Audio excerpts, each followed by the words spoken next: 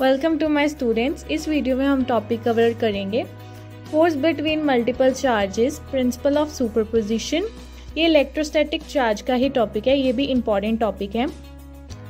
इसकी डेफिनेशन है, it state that the total force on a charge due to a number of charges is the vector sum of all the individual force on that charges. इसमें है क्या कि हमारे पास बहुत सारे यहाँ पे चार्जेस हैं, आप डायग्राम में देख रहे हैं।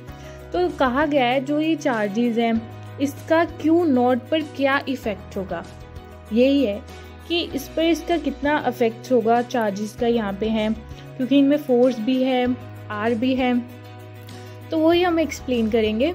तो पहले लिख लिया the force between Q2 due to Q1 पे कितना होगा।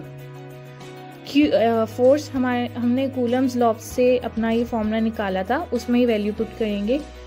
फोर्स 1/4πε0 Q0 Q1, और हम लोग 0 का Q0 से Q1 का निकाल रहे हैं, तो यहाँ 1 आएगा। ठीक है, अब 1 भी लिख सकते हैं, 0 1 भी लिख सकते हैं। ठीक है, और यहाँ r² था, तो यहाँ पे वेक्टर भी लगेगा क्योंकि vector sum of all the individuals.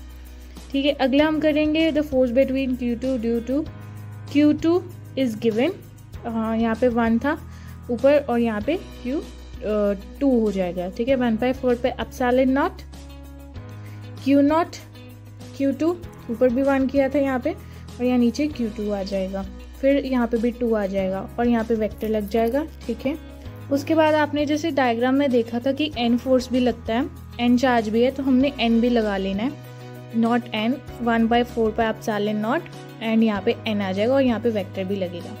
Vector लगाना इंपॉर्टेंट है। ठीक है, उसके बाद हमने जो फोर्सेस उसमें लग रहे थे सबको लिख लेना है, F1 F2 and F3 and बाकी सारी लिख लेनी है n तक।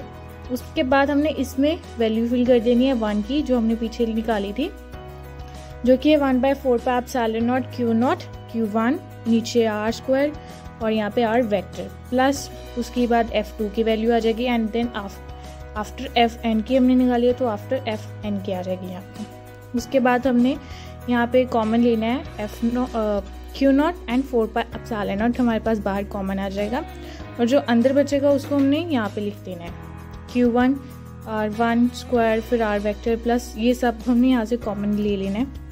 उसके बाद क्या करना है कि हमने ये इन सब का लिख देना है, i = n है एंड i = 1 भी है, तो इसमें हमने ये वैल्यू फिल कर देनी है इसमें।